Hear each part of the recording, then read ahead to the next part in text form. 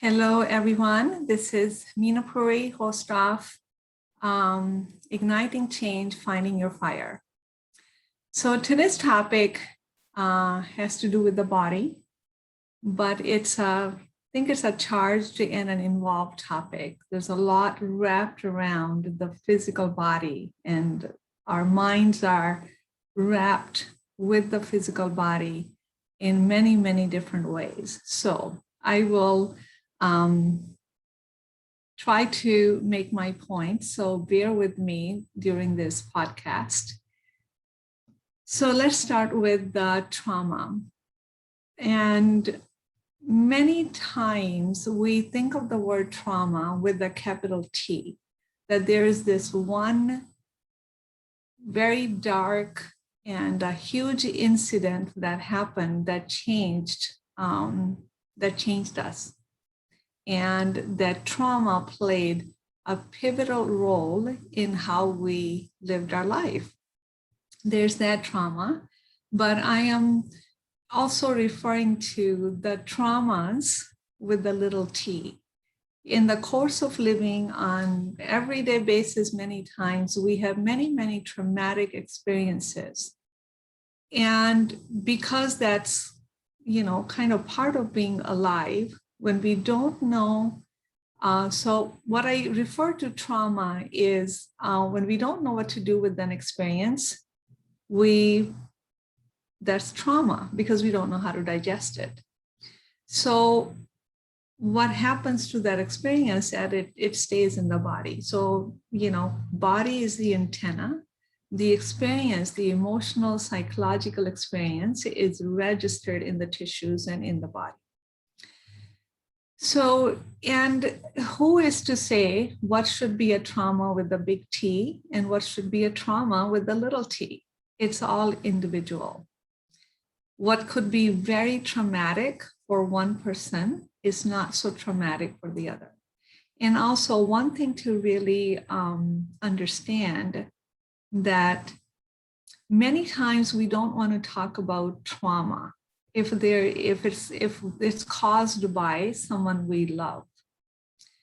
And so there's guilt associated with talking about it. But one of the things to really understand is really not about what somebody does. It's about your experiences.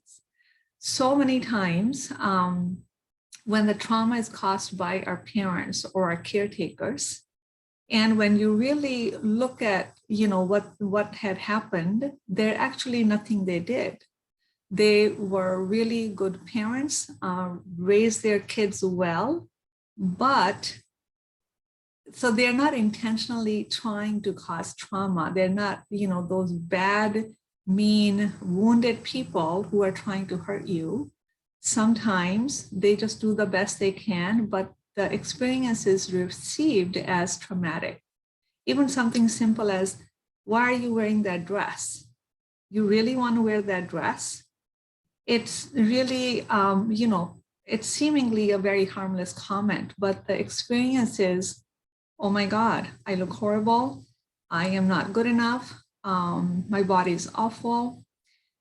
I don't know, like the whole self-esteem, the self gets so wounded that it affects us. So that's one of the reasons that we don't talk about trauma that's caused by our near and dear family members. And to be honest, that's where most of the trauma comes from people who love us the most. So, you're not talking bad or ill about your caretakers. It's really about your experience. It's not about what they did. And I know in other circumstances that, when there's a clearly a wrongdoing, that's another story. But, again, like I said, these topics, these psychological, emotional, experiential topics are very convoluted. They're not clear cut. So hopefully I can make my point during this few minutes that I have with you. So what happens when we experience trauma, when we have a traumatic experience, because the experience is held in the body, we leave the body. It's a built-in self-defense mechanism, and it's actually beautiful because it helps us survive and to get on with life. We think nothing of it, and slowly, if we continue to have traumatic experiences that we don't know what to do or how to digest, we leave the body repeatedly, and that becomes a normal way of being. So this disconnect from the body creates behaviors or habit patterns that help to kind of not bridge the gap, but to kind of fill the hole, fill the emptiness. But it actually never does. That's why we continue to repeat those habits, such as addictions and self-sabotaging behavior, and all kinds of things which inflict pain on ourselves because we are not connected to the body. And so nothing like that can ever fill that gap, fill that emptiness, but we don't know that. We're hoping that it will fill the gap. So the psyche just we continue to gravitate towards habits and behaviors that we believe is somehow filling the gap. So it's a self-perpetuating, downward spiraling cycle. So what do we do? How do we come back and connect with the body? And, I was listening to Tara Brach, and she talks about the simple question that she asks is, where is it hurting? Where does it hurt? And that brings attention to the body. So I use some of our practices with my clients, and I used it with one of my clients. And so what is it that you're feeling? Where in the body is it hurting? So that immediately connects you to the body and brings you back to the body. So as she pointed out where it was hurting, so I said, well, put your hand there. Put your hand there and see if you can soothe the intensity of the pain or the discomfort by just simply being mindful and breathing into that area. So I walked her through a little bit of a breathing exercise. And at the end, I said, how was the experience? What did you feel? She said, so that kind of peeled away the layer and showed what was underneath it, a lot of anger. She felt a lot of anger that the body had betrayed her. She had other, health issues. The body has betrayed me. The body did not do what it was supposed to do. And I hate my body because when I touch the body, all I feel is a flab of fat. I realize how fat and flabby I am, and I hate my body. So very painful, but this was a breakthrough. Just by paying attention to the body, the anger that was about the body or her relationship that she held about the body showed up. So what do we do in things like that? How do we begin to come back to the body? And most importantly, how do we begin to love the body? So that's where the whole conditioning about body image plays a huge role. We are programmed to, first of all, there's so much sense of worth attached to how we look. Okay, all of us. We can't escape it. We can only be mindful of it. And then secondly, we associate, if someone is overweight or someone has not a kind of a misshapen body, then we make a judgment on that person, or they don't know how to take care of themselves. They're just a slob, or they just be dumb. All kinds of associations we make, and these are not even conscious. We just get filled with the judgment.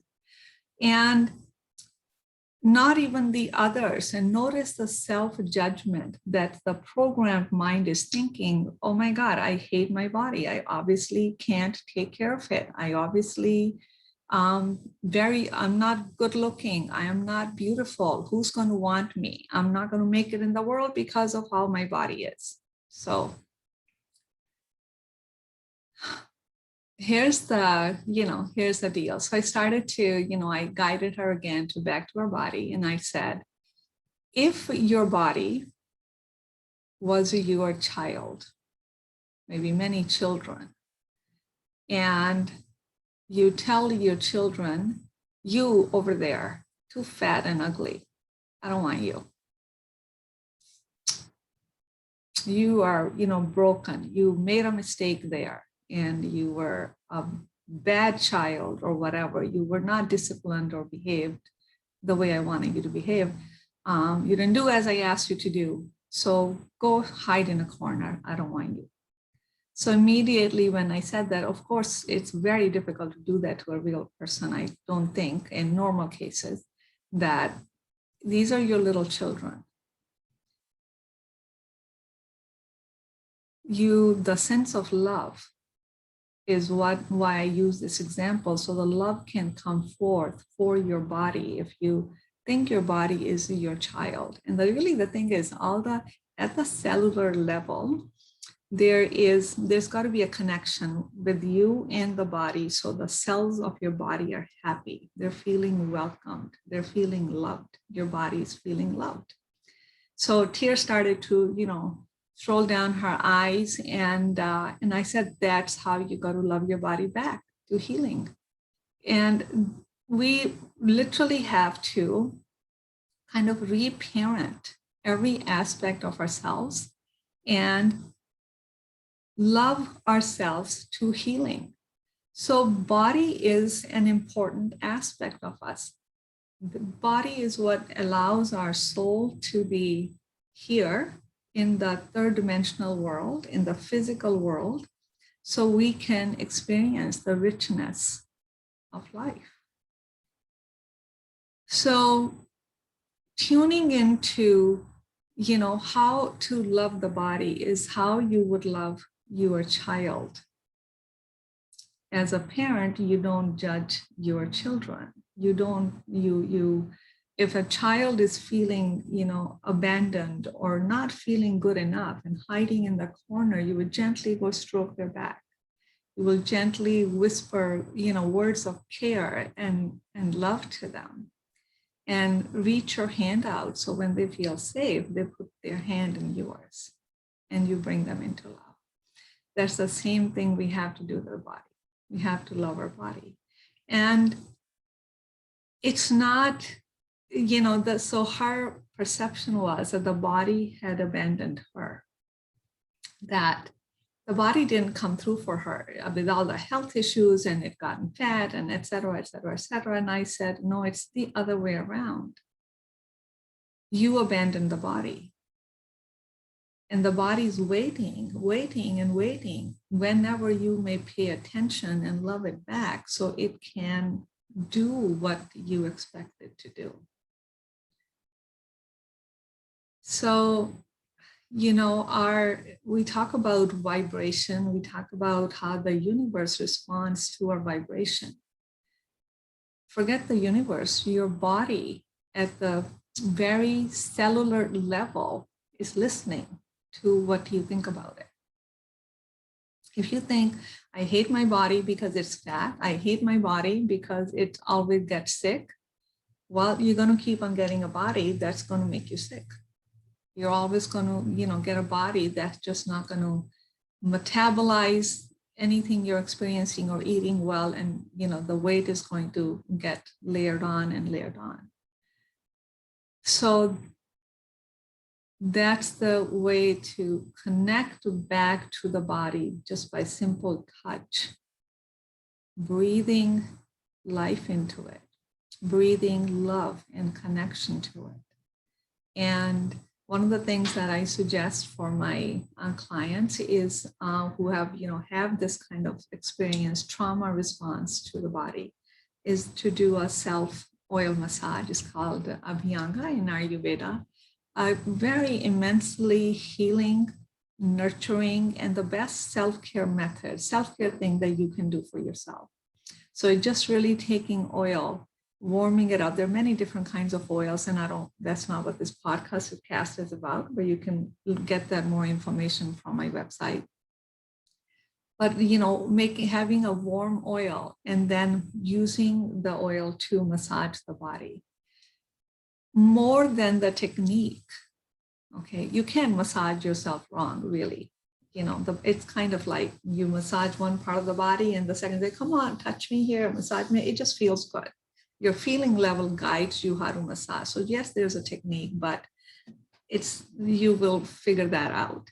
But the important part of the massage It's the intention, the love that you carry is how you touch yourself with love, with nurturance, with care, and how soothing the effect of the massage, the soothing effect that you feel, how it affects your nervous system, how it feels like, just a touch of love, like you've been loved and hugged so tenderly when you massage yourself. So that's the intention. So one of the ways is to massage the body. You can just simply just even massage your hands or the bottoms of your feet, but really massage all over the body. It's a practice that's not common in the Western culture.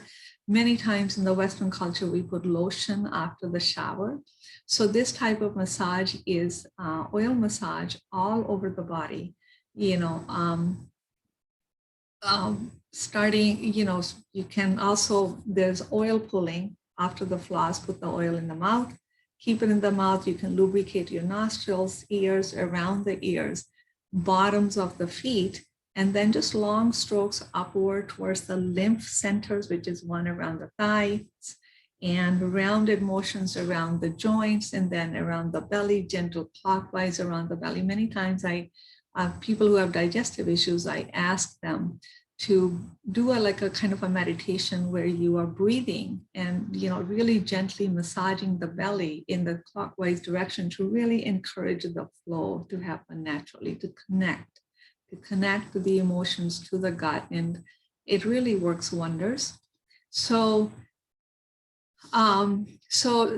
touching yourself with just gentle and love and nurturing touch to the body connects us to the body. And then the tissues, your body at the very cellular level receives that touch, and it's nothing but healing. Okay, so we can't, so the way to come back to the body, if due to a trauma you have left the body, is to use your gentle touch, a caring touch, breathing into it, trying methods like, Abhyanga, oil massage, and really come to open your heart. Really open your heart to the body that has carried you for so many years. Women, if you're a woman who had children, your body that has like really manufactured or created a living being inside of you, and the body that carries you from place to place and allows you to experience this life. So in that sense, body is a temple. A long time ago, some 30 years ago, when I was in one of the yoga workshops, the teacher, we chanted this song, which goes something like this: is hey Jana, hey Jana, hey Jana, hey. Our body is our temple. We must take care of her. Hey Jana, hey Jana, hey Jana, hey.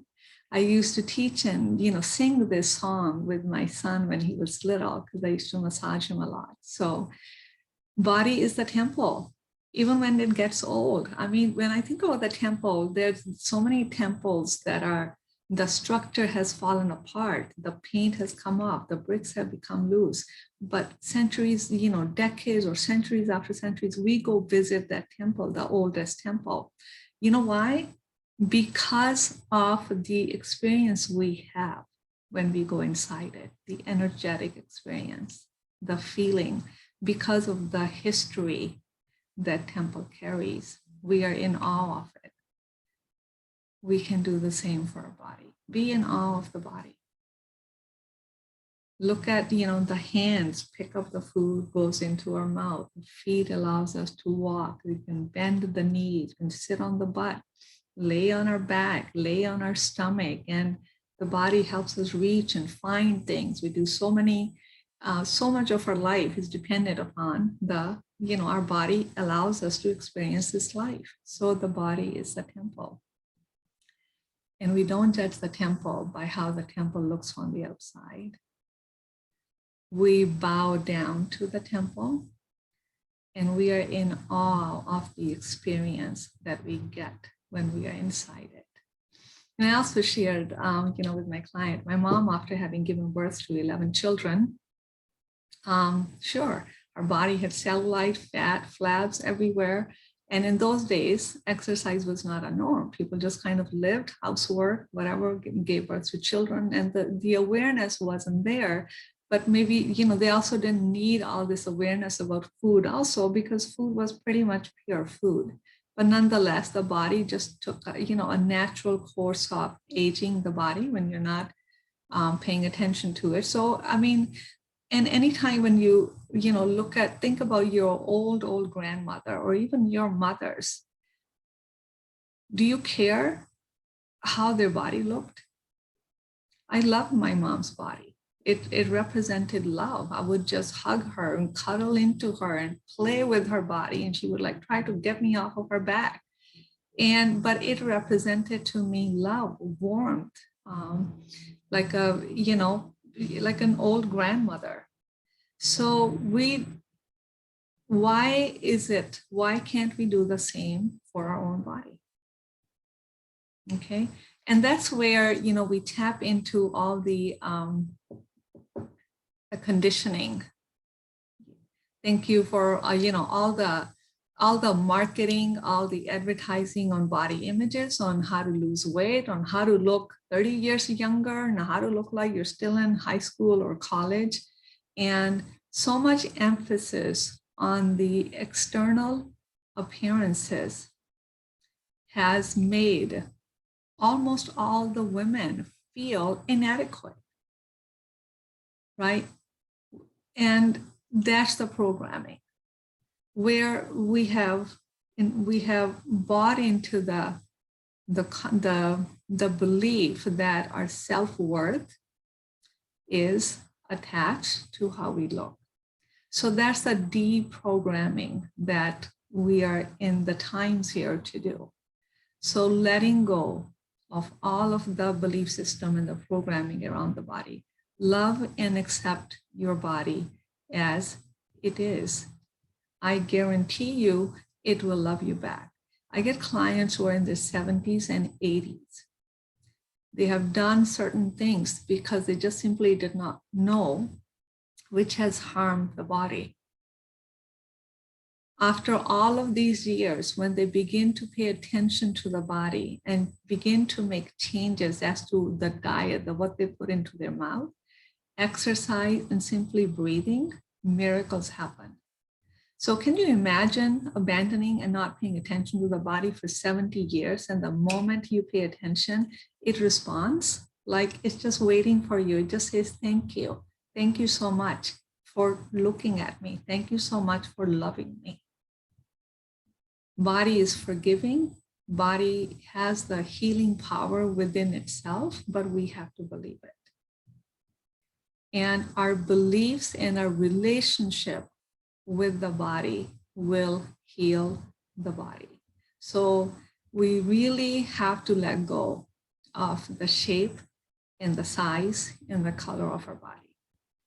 We have to love our body like we love our old grandmothers, when we never paid attention to their body or the fat they had or what they looked like, because it didn't even matter. What we remember is the warmth and the acceptance and the nurturance we felt when they took us into the embrace of the body. So body is the temple, and it's time to come back and connect to it and love the body. Massaging the body is a great way of telling your cells, telling your body, I'm here. I love you. And, the whole path of healing is about reparenting ourselves, like the spiritual reparenting ourselves. And almost all of us have to do that, because no matter how good our caretakers were, there was, the awareness is a shifting. Awareness continues to shift. What we are aware of today as parents, our parents were not aware of the psychological or the emotional impact of the words that came out of their mouth. And even today, even as aware as I am, I'm sure that my kid thinks we find something that, and I'm sure he does, find something that I was thoughtless, or I didn't think about what that, because it's not possible. It's not possible to be so mindful that, I mean, it is possible to be very mindful, but there's a shift in the perception.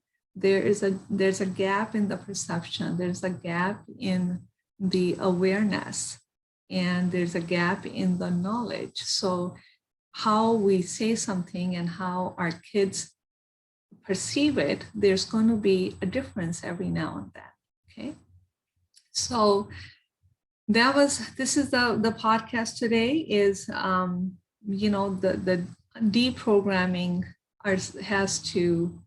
deprogramming our self-worth away from how the body looks. I think that should be the next episode, which I will talk about self-worth, the good old self-worth, which is, universal, and we all struggle with it.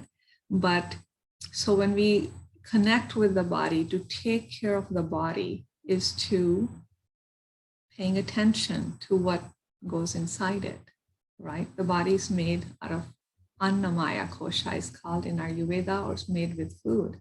What food do we put inside the body? If we truly love and honor our body, it will help us make better choices. What about resting the body? Tuning in when the body needs rest or is fatigued, instead of keep going, and ignoring it until we crash, is not a good way, right? So tuning into the needs of the body and resting the body so it can continue to serve you again and again and again. And how we internally view our body and what we think of our body. It doesn't matter what we say. It doesn't matter. We can put all kinds of makeup and clothes on, and so the other people say, oh my God, you look so good. It's not about that. It's about, how do you feel? Do you feel comfortable in your skin? Can you feel comfortable into your skin? Can you lean towards that? Can you lean to honor the body, the shape and the size of it as it looks, okay? And really come to a realization that our self-worth is how we view ourselves. It's nothing to do with the body. And what may happen that when we feel worthy, that will allow us to make better choices, and it will allow us to be mindful of how we treat our body. Our body is listening at the very cellular level. So when we disconnect from the body, the cells kind of hear this like a muffling sound. There's no connection there. They're lost in the dark. They don't know which way to go. The moment we begin to pay attention to the body, the cells, think of them as, little people running around, just waiting for you to show up. And when you show up, they're like, oh my God, I've been waiting my whole life to see who's the boss here. I use these terms because I listen to, I don't know if you ever listened to Cryon, the Circle of 12, he's the channeler. So I listened to this podcast or a meditation that he did, which was just so real and really brought it home. So that's how he talks about, if the cells were little people, they would be so delighted that, oh my God, we finally get to meet the owner. And just your little attention to the body is going to go far. Okay. So we are in charge, just like we're in charge of the mind. Mind is not in charge. We are in charge of our body. We decide what we put into it. We decide how much to work it. We decide when it's time to rest it. We decide how do we view it. So stand in front of the mirror, look at your body, remove all the clothes, and love every fold, every wrinkle, every inch of your body. for it has carried you and brought you this far. And I know that when we begin to love the body will be there for you. It won't abandon you. So it's not that the body abandons us, it's just that we take flight from the body as a trauma response, and because it feels safe that way. But it's all right. It's all right to come back to the body. It's safe to come back to the body. The safety is there when you breathe into it. That's how you begin to release the pain that we may have been holding for a long time. The moment you breathe and offer a loving touch, the stuck energy of the pain begins to flow very easily. When the tears roll down, we are starting to heal. When we feel the anger, we are starting to heal.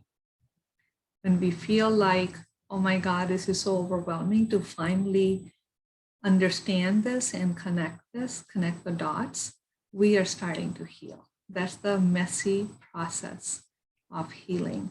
And it's always, again, useful to ask that question, where does it hurt?